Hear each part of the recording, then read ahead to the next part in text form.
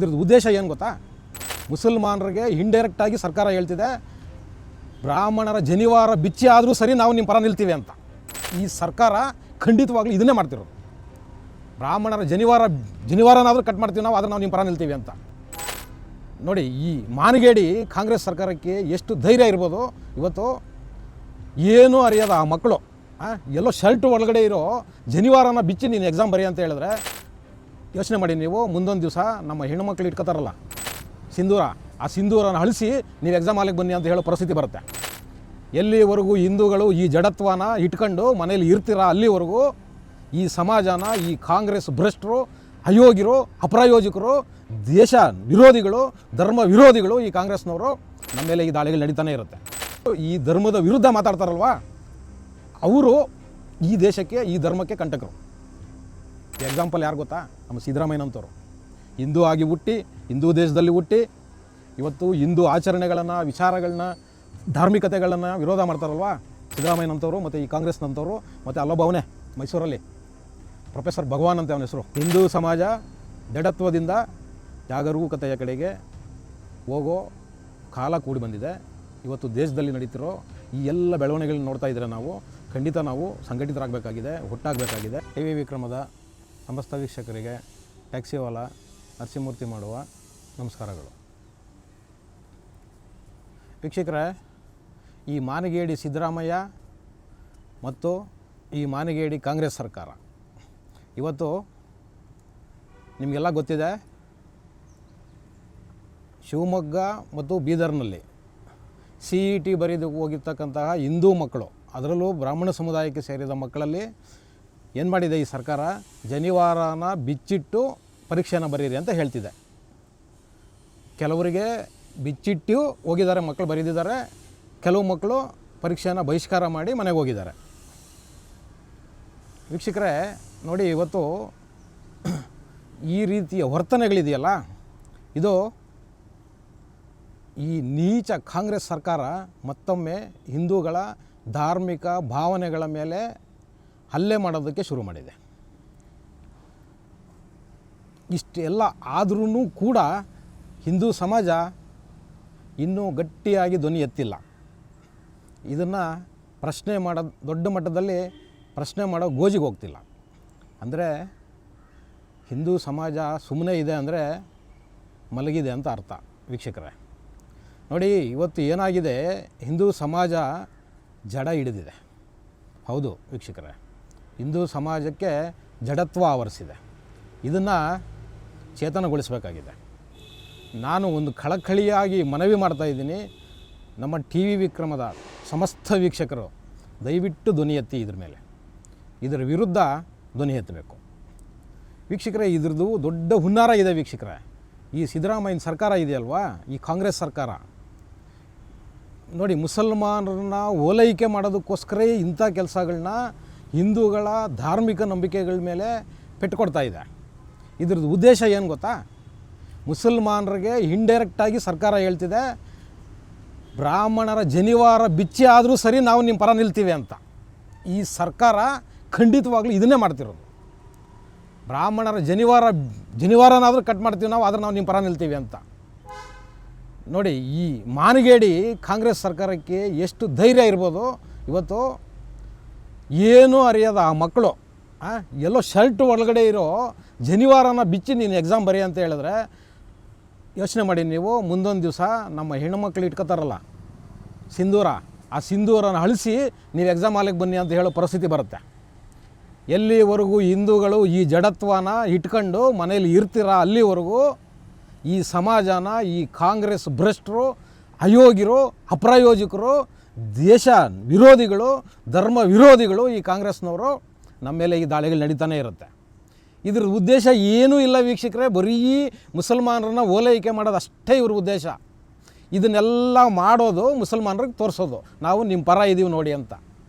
ಆದರೆ ಏನಾಗಿದೆ ನಮ್ಮ ಸಮಾಜಕ್ಕೆ? ಹಿಂದೂ ಸಮಾಜ ಇನ್ನೂ ಜಡತ್ವದಲ್ಲಿ ಮಲಗಿದೆ.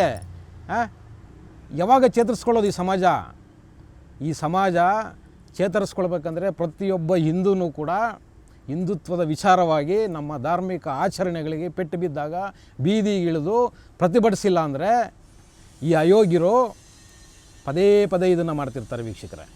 ಹೌದು ವೀಕ್ಷಕರೇ, ಇವತ್ತು ನೋಡಿ ಕಾಂಗ್ರೆಸ್ ಸರ್ಕಾರ ದೇಶದ ಉದ್ದಗಲಕ್ಕೂ ಒಂದು ಹುನ್ನಾರ ಮಾಡ್ತಿದೆ.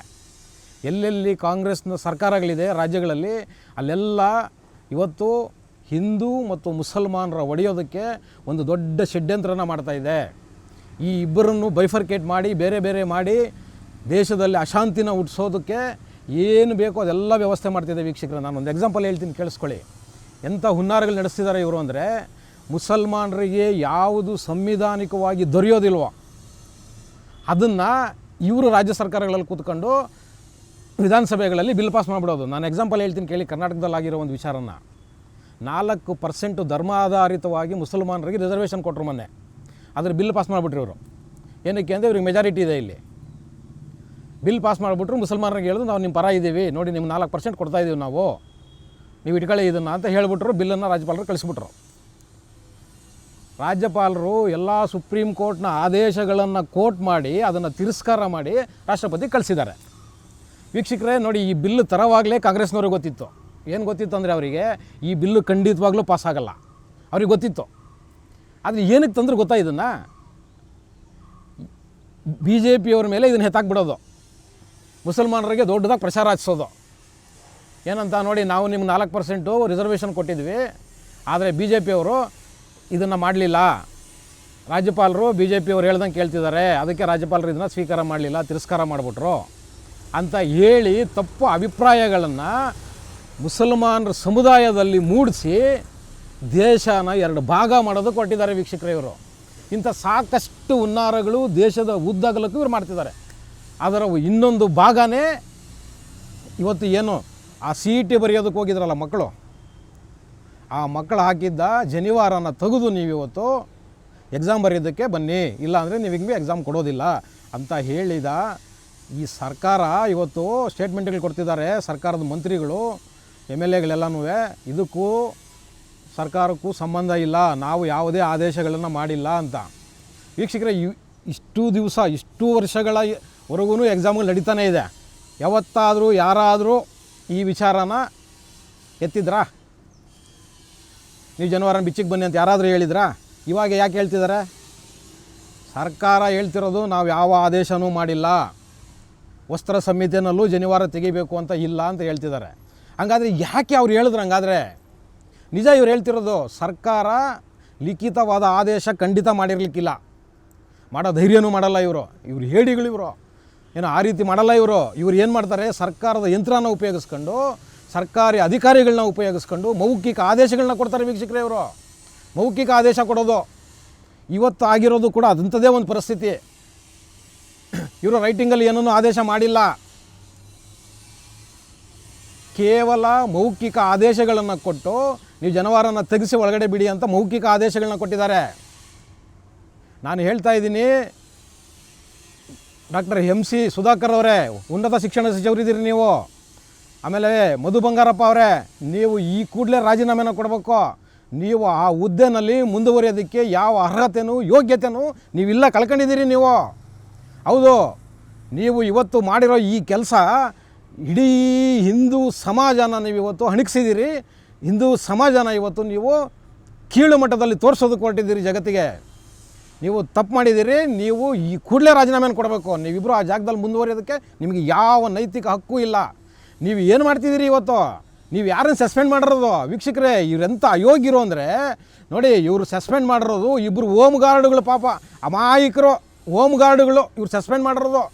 ಸರ್ಕಾರಿ ಅಧಿಕಾರಿಗಳನ್ನಲ್ಲ, ಹೋಮ್ ಗಾರ್ಡು. ಪಾಪ 5,000ನೋ 10,000ನೋ ಸಂಬಳಕ್ಕೆ ಬಂದು ಕೆಲಸ ಮಾಡೋ ಆ ಹೋಮ್ ಗಾರ್ಡ್ಗಳಿಬ್ಬರನ್ನ ಇವರು ಕೆಲಸದಿಂದ ಡಿಸ್ಮಿಸ್ ಮಾಡಿದಾರಂತೆ. ನೋಡಿ ಎಂಥ ಮಾನಗೆಟ್ಟವು ಇವು ಅಂತ ನೋಡಿ ಈ ಕಾಂಗ್ರೆಸ್ನವು. ಕರ್ನಾಟಕ ಪರೀಕ್ಷಾ ಪ್ರಾಧಿಕಾರದ ಯಾವುದೇ ಅಧಿಕಾರಿಯ ಮೇಲೆ ಇಲ್ಲಿವರೆಗೂ ಯಾವುದೇ ಕ್ರಮ ಆಗಿಲ್ಲ. ಅಂದರೆ ವೀಕ್ಷಕರೇ, ನಾನು ನೋಡಿನಿ, ಇಲ್ಲೊಂದು ಸೂಕ್ಷ್ಮವಾಗಿ ನಾವು ವಿಚಾರ ಮಾಡೋಣ. ಏನಕ್ಕೆ ಕ್ರಮ ಆಗಿಲ್ಲ? ಕ್ರಮ ಏನಕ್ಕಾಗಿಲ್ಲ ಅಂದರೆ ಇವ್ರದ್ದು ಮೌಖಿಕ ಆದೇಶ ಇದೆ. ಜನಿವಾರ ತೆಗೆಸಿ ಬಿಡಿ ಅನ್ನೋ ಮೌಖಿಕ ಆದೇಶ ಇದೆ. ಅವ್ರಿಗೆ ಗೊತ್ತು ಇದು ಕಾಂಟ್ರವರ್ಸಿ ಆಗುತ್ತೆ, ಗಲಾಟೆ ಆಗುತ್ತೆ, ಹಿಂದೂಗಳು ಇದ್ರ ಬಗ್ಗೆ ಧ್ವನಿ ಎತ್ತಾರೆ ಅಂತ ಗೊತ್ತು. ಅವ್ರು ಎತ್ತಲಿ ಅಂತಲೇ ವೀಕ್ಷಕರೇ ಮಾಡ್ತಿರೋದು ಇದು. ಏನಕ್ಕೆ ಅಂದರೆ ಬ್ರದರ್ಸ್ ಸಂತೋಷ ಪಡಬೇಕು. ಹೌದು, ಈ ಮುಸಲ್ಮಾನ್ ಬ್ರದರ್ಸ್ ಇದ್ದಾರಲ್ಲ, ಇವ್ರ ಬ್ರದರ್ಗಳು, ಇವರು ಸಂತೋಷ ಪಡಬೇಕು. ಇಂಡೈರೆಕ್ಟಾಗಿ ಮುಸಲ್ಮಾನರಿಗೊಂದು ಸಂದೇಶ, ಬ್ರಾಹ್ಮಣರ ಜನಿವಾರನಾದರೂ ಬಿಚ್ಚಿಸ್ತೀವಿ, ನಿಮ್ಮ ಪರ ನಿಲ್ಲೋದಕ್ಕೆ ನಾವು ಎದರಲ್ಲ ಅಂತ. ಅಂದರೆ ಇಲ್ಲಿ ಹಿಂದೂ ಸಮಾಜ ಒಂದು ಯೋಚನೆ ಮಾಡಬೇಕು.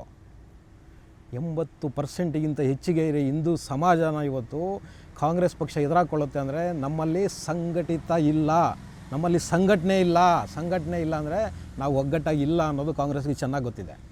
ಆ ಕಾರಣಕ್ಕೋಸ್ಕರನೇ ನೋಡಿ ನಮ್ಮ ಶ್ರದ್ಧಾ ಕೇಂದ್ರಗಳ ಮೇಲೆ ದಾಳಿ ಮಾಡ್ತಾರೆ. ಹೌದು ವೀಕ್ಷಕರೇ, ನಮ್ಮ ದೇವಸ್ಥಾನಗಳನ್ನ ದಾಳಿ ಮಾಡ್ತಾರೆ, ನಮ್ಮ ಭಕ್ತಿನ ಪ್ರಶ್ನೆ ಮಾಡ್ತಾರೆ, ನಮ್ಮ ಆಚಾರ ವಿಚಾರಗಳನ್ನ ಪ್ರಶ್ನೆ ಮಾಡ್ತಾರೆ. ಹೌದು, ಹೆಂಗೆ ಇವ್ರಿಗೆ ಧೈರ್ಯ ಬಂತು? ನಮ್ಮಲ್ಲಿ ಇರೋ ವ್ಯವಸ್ಥೆ, ಹಿಂದೂಗಳಲ್ಲಿ ಇರೋ ಜಾತಿ ವ್ಯವಸ್ಥೆ. ಆ ಕಾರಣಕ್ಕೋಸ್ಕರ ವೀಕ್ಷಕರೇ ಅವ್ರು ಇದನ್ನೇ ಬಂಡವಾಳ ಮಾಡ್ಕೊಂಡಿದ್ದಾರೆ. ನಿಮಗೆ ಗೊತ್ತಿರ್ಬೋದು, ನಮ್ಮದು ಪಕ್ಕದಲ್ಲಿ ಯಾವುದು ತಮಿಳ್ನಾಡು ಇದೆಯಲ್ವಾ, ಅಲ್ಲಿ ಇಡೀ ಸರ್ಕಾರ ಏನು ಮಾಡುತ್ತೆ ಹೇಳಿ? ಇಡೀ ಸರ್ಕಾರ ಹಿಂದೂ ವಿರೋಧಿ ಹೇಳಿಕೆಗಳು. ಹೌದು, ಹಿಂದೂ ವಿರೋಧಿ ಹೇಳಿಕೆಗಳು. ಬರೀ ಕ್ರಿಶ್ಚಿಯನ್ ಪರ ಆ ಸರ್ಕಾರ ಕೆಲಸ ಮಾಡುತ್ತೆ. ಹೌದು ವೀಕ್ಷಕರೇ, ಮೊನ್ನೆ ಒಬ್ಬ ಅಯೋಗ್ಯ ಮಂತ್ರಿ ಹೇಳಿದ್ದಾನೆ, ಆ ಸರ್ಕಾರದ ಮಂತ್ರಿ ತಮಿಳ್ನಾಡಲ್ಲಿ, ಪೊನ್ಮುಡಿ ಅಂತ ಅವನ ಹೆಸರು, ಅವನ ಮನೆ ಹಾಳಾಗೋಗ ಪೊನ್ಮುಡಿ ಅಂತ ನಮ್ಮ ಹೆಣ್ಮಕ್ಳು ಸಿಂಧೂರ ಇಕ್ಕಂತಾರಲ್ಲ, ಅದನ್ನು ಪ್ರಶ್ನೆ ಮಾಡಿದಾನ ಅವನು, ಅಯೋಗ್ಯ ಅವನು. ಹೌದು ವೀಕ್ಷಕರೇ, ಅದನ್ನು ಪ್ರಶ್ನೆ ಮಾಡಿದಾನ ಅವನು. ಇವರು ಭಾರತ ಕಟ್ತಾರಂತೆ ವೀಕ್ಷಕರೇ, ಇವರು ಒಂದು ಸಪರೇಟ್ ಭಾರತನ ಕಟ್ತಾರಂತೆ. ಈ ಅಯೋಗ್ಯನಿಗೆ ಗೊತ್ತಿಲ್ಲ ದೇಶ ಅಂದರೆ ಬರೀ ಕನ್ಯಾಕುಮಾರಿಯಿಂದ ಕಾಶ್ಮೀರದವರೆಗೂ ಅಂದ್ಕೊಂಡಿಯಾನೆ ಅವನು. ಲೇ ಅಯೋಗ್ಯ, ಹೇಳ್ತಾ ಇದ್ದೀನಿ ಕೇಳಿಸ್ಕೊ, ಕಾಶ್ಮೀರದಿಂದ ಕನ್ಯಾಕುಮಾರಿವರೆಗೂ ಅದೊಂದು ಭೌಗೋಳಿಕ ಚೌಕಟ್ಟು. ಒಂದು ದೇಶ ಅಂದರೆ ಏನೋ ಅಲ್ಲಿರೋ ಆಚಾರ ವಿಚಾರ, ಪೂಜಾ ಪದ್ಧತಿ, ವಿವಿಧತೆಯಲ್ಲಿ ಏಕತೆ, ಏನೋ ಅದ್ರ ಜೊತೆಗೆ ಈ ಭೌಗೋಳಿಕ ವಿಸ್ತೀರ್ಣ, ಜನರ ಆಹಾರ, ಉಡುಗೆ ತೊಡಿಗೆ, ಇದೆಲ್ಲ ಸೇರಿ ಒಂದು ದೇಶ ಕಣೋ. ಇದನ್ನೆಲ್ಲ ಬಿಟ್ಟು ನೀನು ದೇಶ ಕಟ್ತೀಯನಲ್ಲಿ ಅಯೋಗ್ಯ ಮುಟ್ಟಾಳ, ನಿನ್ನ ಕೈಯಲ್ಲಿ ಆಗುತ್ತಾ ಒಂದು ದೇಶ ಕಟ್ಟೋದಕ್ಕೆ? ನೀನು ಕಟ್ತಿರೋದು ಭಾರತ ಅಲ್ಲ, ನೀನು ಯಾವುದೋ ಒಂದು ಕ್ರಿಶ್ಚಿಯನ್ ದೇಶ ಕಟ್ಟೋಕೆ ಕೊಟ್ಟಿದ್ದೀರಾ. ಯಾಕೆಂದರೆ ನೀವು ಬದುಕಿರೋದೇ ಅವ್ರ ಬೂಟ್ ನೆಕ್ಕೊಂಡು, ಅವ್ರು ಕೊಟ್ಟಿರೋ ಇಂಜಿಲ್ ಕಾಸಲ್ಲಿ ನಿಮ್ಮ ಪಕ್ಷದ ಪಿತಾಮಹರುಗಳು ಪಕ್ಷ ಕಟ್ಟಿದ್ದು. ನೀವು ಬಂದ್ಬಿಟ್ಟು ಇವತ್ತು ದೇಶನ ಹೊಡಿತೀವಿ, ನಾವು ದೇಶ ಕಟ್ತೀವಿ ಹೊಸದು ಅಂತ ಹೇಳ್ತೀರಾ. ನಿಮ್ಮ ಯೋಗ್ಯತೆಗಳಿಗೆ ಈ ಸರಿ ಸರ್ಕಾರ ಉಳಿಸ್ಕೊಳ್ಳಿ ಸಾಕು. ಆ ಮಠದಲ್ಲಿದ್ದೀರಾ ಇವತ್ತು, ನೀವು ಧರ್ಮದ ಬಗ್ಗೆ ಮಾತಾಡ್ತೀರಾ, ನಮ್ಮ ಹೆಣ್ಮಕ್ಳಿಡೋ ಸಿಂಧೂರದ ಬಗ್ಗೆ ನೀವು ಪ್ರಶ್ನೆ ಮಾಡ್ತೀರಾ. ನಿನಗೆ ಏನು ಗೊತ್ತಿದೆಯೋ ಹಿಂದೂ ಧರ್ಮ ಅಂದರೆ? ಏನು ಗೊತ್ತಿದೆ ಮಣ್ಣು ನಿನಗೆ? ಯಾರೋ ಹಾಕೋ ಭಿಕ್ಷೆನಲ್ಲಿ ಬದುಕು ಕಟ್ಕೊಂಡು ಇವತ್ತು ನೀವು ಮಹಾರಾಜಗಳ ಥರ ಬದುಕ್ತಾ ಇದ್ದೀರಾ. ವೀಕ್ಷಕರೇ ನೋಡಿ, ಈ ಕಾಂಗ್ರೆಸ್ಸು ಮತ್ತು ಈ ಕಾಂಗ್ರೆಸ್ನ ಮಿತ್ರಕೂಟ ಇದೆಯಲ್ಲ, ಇವರು ದೇವರಣೆಗೂ ಧರ್ಮದ್ರೋಹಿಗಳು, ದೇಶದ್ರೋಹಿಗಳು, ಹಿಂದೂ ವಿರೋಧಿಗಳು. ಇವ್ರು ಯಾವತ್ತೂ ಹಿಂದೂಗಳ ಪರ ಇರಲ್ಲ. ಇವರ ನಿಷ್ಠೆ, ನಿಯತ್ತು, ಇವರ ಆಸಕ್ತಿ, ಹಿತಾಸಕ್ತಿಗಳೆಲ್ಲನೂ ಕೂಡ ಬರೀ ಮುಸಲ್ಮಾನರು ಮತ್ತು ಕ್ರೈಸ್ತರು ಅಷ್ಟೇ ವೀಕ್ಷಕರೇ. ನಾವು ಇವತ್ತು ಹಿಂದೂ ಸಮಾಜ ಒಂದು ಯೋಚನೆ ಮಾಡಬೇಕಾಗಿದೆ. ಕೇವಲ 3%, 4% ಇರೋ ಕ್ರೈಸ್ತರು ಪರ ಇವತ್ತು ರಾಜಕಾರಣಿಗಳು ಮಾತಾಡ್ತಾರೆ. ಈ ದೇಶದಲ್ಲಿ ಒಂದು 20-25% ಇರೋ ಮುಸಲ್ಮಾನರ ಪರ ಒಂದು ನ್ಯಾಷನಲ್ ಪಾರ್ಟಿ ನಿಲ್ಲುತ್ತೆ. ಅದ್ರ ಜೊತೆಯಲ್ಲಿರೋ ಎಲ್ಲ ಮಿತ್ರ ಪಕ್ಷಗಳು ಅವ್ರ ಪರ ನಿಲ್ತಾರೆ. ಆದರೆ 80% ಇರೋ ಈ ದೇಶದಲ್ಲಿ ಹಿಂದೂಗಳನ್ನು 3ನೇ ದರ್ಜೆಯ ನಾಗರಿಕರಾಗಿ ನೋಡ್ತಾರೆ. ಅಂದರೆ ಏನಾಗಿದೆ ಈ ಸಮಾಜಕ್ಕೆ? ಈ ಸಮಾಜಕ್ಕೆ ಯೋಚನೆ ಮಾಡೋ ಶಕ್ತಿನೇ ಇಲ್ವಾ? ಕಳ್ಕೊಂಡ್ಬಿಟ್ಟಿದೆಯಾ? ಅಥವಾ ಯೋಚನೆ ಮಾಡೋ ಶಕ್ತಿನೇ ಇದ್ದು ಬಾಯಿ ಮುಚ್ಕೊಂಡು ಸುಮ್ಮನೆ ಇದ್ದೀವ? ಯಾಕೆ ಈ ಧೋರಣೆ? ಹಿಂದೂಗಳು ಯಾವಾಗ ಸಂಘಟಿತರಾಗೋದು? ವೀಕ್ಷಕರೇ, ಈ ದೇಶ ಸುಮ್ಮನೆ ಬಂದಿಲ್ಲ ವೀಕ್ಷಕರೇ, ಲಕ್ಷಾಂತರ ಜನರ ಬಲಿದಾನದಿಂದ ಬಂದಿದೆ ಈ ದೇಶ.